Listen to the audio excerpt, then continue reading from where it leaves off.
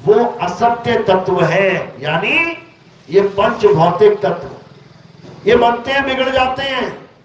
ये पंच भौतिक शरीर ये जन्मता है, मर जाता है।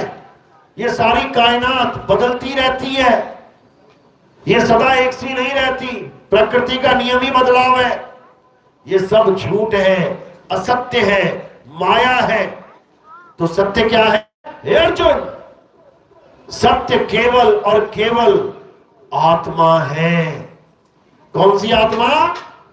जीव आत्मा नहीं, अचल आत्मा। अचल जीवात्मा चलती है, जीवात्मा आती जाती है, लेकिन अचल आत्मा कभी आती जाती नहीं है।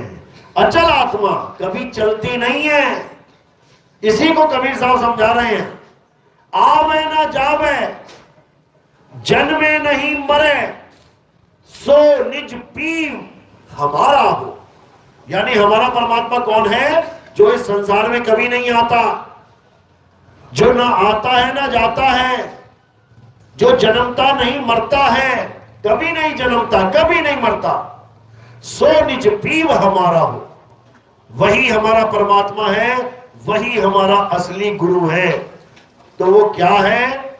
वो अचल आत्मा है, जिसे परम आत्मा कहते हैं। और जो जीव है वो चल आत्मा है, जिसे 84 का जीव कहते हैं। बंधन में पड़ा जीव कहते हैं, जिसे जीव आत्मा कहते हैं। इसी को समझना है। तो जो भी चीज चल रही है वो सत्य नहीं है, और जो अचल है वो परम सत्य है। तो क्या करना है हे अर्जुन?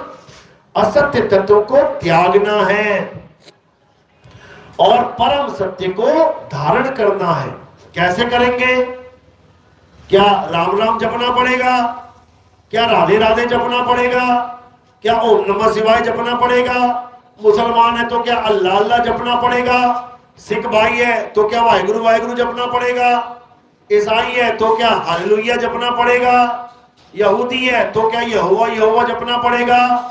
कुछ नहीं जपना पड़ेगा, कुछ भी नहीं। चाहे वो हिंदू है, चाहे मुसलमान, चाहे सिख, चाहे ईसाई, चाहे यहूदी, चाहे जैन, चाहे बौद्धिस्ट, इससे मतलब ही कोई नहीं है। मतलब है तो केवल दो चीजों से, एक असत्य और एक सत्य। असत्य यानी संसार, यानी काया माया, इसको त्याग देना है, इस पे ध्यान नहीं देना है। त्यागने का मतलब ये नहीं काया माया त्याग दो आज ही। त्यागने का मतलब है इसमें ध्यान नहीं रखना है, आसक्त नहीं होना है। जैसे कमल कीचड़ में रहता है, लेकिन कीचड़ में रह के भी साफ सुथरा रहता है, इसी प्रकार आपने भी संसार में रहना है और साफ सुथरे रहना है। बस इतनी सी बात है। तो क्या करना है? असत्य को त्यागना है और सत्य तत्व को धारण करना है। कैसे कर पाएंगे? जब हमारे जीवन में तत्वदर्शी संत आएंगे। अध्याय 4 34वां श्लोक। हे अर्जुन, इस दुनिया में अगर तुम सत्य को प्राप्त करना चाहते हो, इस जगत में अगर तुम सत्य को जानना चाहते हो, तो तुम्हें कहां जाना पड़ेगा? तुम ऐसे तत्वदर्शी संत की शरण में जाओ। ये जपी तपी सन्यासियों के लिए नहीं बोला जा रहा है कि तुम्हें सत्य को पाना है तो तुम वृंदावन में चले जाओ राधे राधे जपने, कि तुम्हें सत्य को जानना है तुम अयोध्या में चले जाओ राम राम जपने, कि तुम्हें सत्य को पाना है तो तुम केदारनाथ चले जाओ ओम नमः शिवाय जपने। बिल्कुल नहीं। क्या बोला गया गीता में? हे अर्जुन, अगर तुम सत्य को जानना चाहते हो तो तुम ऐसे तत्वदर्शी संत की शरण में जाओ।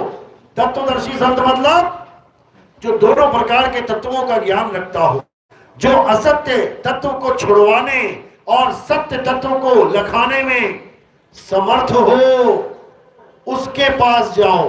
वो तुम्हें सत्य का जो ज्ञान देगा, उसको प्राप्त करने के बाद दोबारा कभी तुम असत्य को प्राप्त नहीं कर पाओगे। ये लिखा है गीता में। तत्वदर्शी संत की शरण में जाने को लिखा है। और हमें कहां भेज रहे हैं धर्म के ठेकेदार? मंदिरों में, नदियों में, पहाड़ों पे, जंगलों में। बताओ, जंगलों में जाओ बरसात में, और उसके बाद जब पानी की बाढ़ आ जाए तो फंस जाओ, वहां पे मर जाओ। तुम देखोगे कि बड़े बड़े धर्म के ठेकेदार, इनके बच्चे अमेरिका में घूम रहे हैं, इंग्लैंड में पढ़ाई कर रहे हैं, और गरीबों को, बच्चे को ये बोल बम करके ऋषिकेश की पहाड़ियों में चढ़ा देते हैं, जहां पर हालत खराब हो जाती है आम आदमी की। केदारनाथ पे चढ़ा दिया, पानी का जलजला आया, सारे मर गए, कोई सुनवाई नहीं। बताओ, यही नहीं समझ में आ रहा लोगों को हो क्या रहा है। कबीर साहब समझा रहे हैं, परमात्मा को पाने के लिए तुम्हें कहीं जाने की जरूरत नहीं है। गुरु ग्रंथ साहब समझा रहा है, हृदय नाम ध्याओ, घर बैठे प्रभु पाओ। घर बैठे प्रभु मिल जाएगा, कहीं जाने की जरूरत ही नहीं पड़ेगी। लेकिन तब मिलेगा जब तुम्हारे जीवन में गीता के अनुसार ज्ञान देने वाला, तत्व का दर्शन कराने वाला कोई भेदी सदगुरु मिल जाए, तो तब कल्याण हो जाएगा। नहीं तो जपते रहो राम राम, जपते रहो हरे कृष्णा, जपते रहो राधे राधे, और चले जाओ 84 में। राधे राधे जपने वाले गुरुओं से जब पूछा गया कि वृंदावन में ये सूअर और कुत्ते घूम रहे हैं, ये नालियों में भटक रहे हैं, अगर ये हमें छू के निकल जाए और हम मंदिर जा रहे हो, तो क्या हमें दोबारा स्नान करना चाहिए? क्योंकि जब सूअर टच हो गया, नाले में से निकल के आया, नाले में कोई खुशबूदार पदार्थ तो पड़े नहीं है। क्या पड़ा होता है नाले में? गंद पड़ा होता है लोगों का।